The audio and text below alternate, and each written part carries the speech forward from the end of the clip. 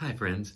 My name is Dave Barkalow, pastor at Fort Walton Beach First United Methodist Church, and welcome to the Pastor's Study, our daily devotional to help us focus on the things of God. We're walking through the Sermon on the Mount, Matthew chapter 5, 6, and 7, together just a little bit each morning. Today we have come to Matthew chapter 5, verses 17 through 20. Let me read them for you. Do not think that I have come to abolish the law or the prophets. I have not come to abolish them, but to fulfill them. For truly I tell you, until heaven and earth disappear, not the smallest letter, not the least stroke of pen, will by any means disappear from the law, until everything is accomplished. Therefore, anyone who sets aside one of these least of these commandments and teachings, and teaches others accordingly, will be called least in the kingdom of heaven. But whoever practices and teaches these commandments will be called great in the kingdom of heaven. For I tell you that unless your righteousness surpasses that of the Pharisees and teachers of the law, you will certainly not enter the kingdom of heaven. This is an interesting passage, and it's a difficult one for us Christians to really understand, I think. I ran across a quote by Stanley Hauerwas in his commentary on the book of Matthew. He says, Jesus claim that he is the fulfillment of the law and the prophets.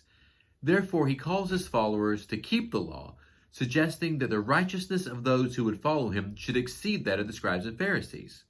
What could this possibly mean?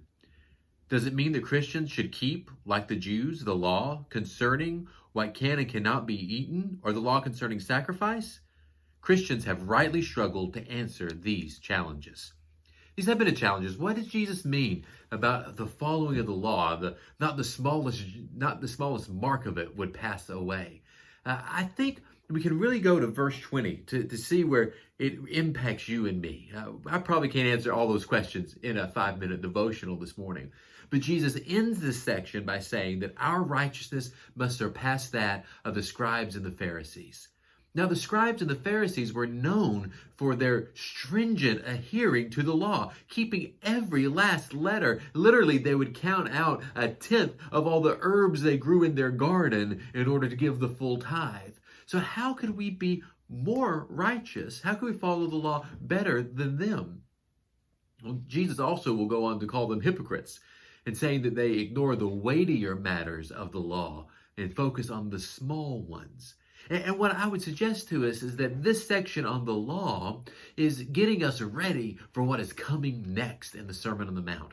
As Jesus tells us what true righteousness really looks like, what true holiness really looks like. And this is Jesus' challenge to us to understand that we are called not just to outward living well, righteously, but inward living well, righteously. To not be hypocrites, that our insides and our outsides would match up.